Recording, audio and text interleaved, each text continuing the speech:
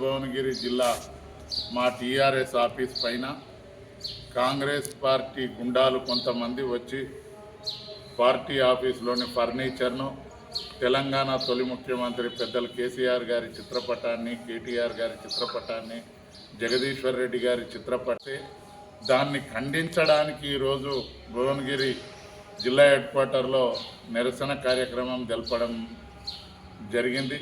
ఆ నిరసన కోసం వెళ్ళడానికి నేను భువనగిరి పార్లమెంట్ బీఆర్ఎస్ పార్టీ ఇన్ఛార్జిగా ఉదయాన్నే 7 గంటలకే ఇంటి వద్దకు పోలీసులు సబ్ ఇన్స్పెక్టర్ వచ్చి నిర్బంధించడం ఇది ప్రజాస్వామ్యానికి గుడ్డలు పెట్టు. పోలీస్ శాఖ వారు కూడా తొత్తులుగా మాట్లాడకూడదు. ఎవరికైనా నిరసన తెలిపే స్వేచ్ఛ ఉంది. మేమేం దాడులకు పోతలేము. పోలీసుల సమక్షంలోనే మా ఆఫీస్ పైన దాడి చేయించారు. ఇది ఎంతవరకు కరెక్ట్? రేవంత్ రెడ్డి గారు నీ పద్ధతి మార్చుకోకపోతే నిన్నెవరైతే ఓట్లేసి గెలిపించారో అదే ప్రజలు నీ గోరి కూడా కడతారనే విషయాన్ని యాదించుకోవాలని విజ్ఞప్తి.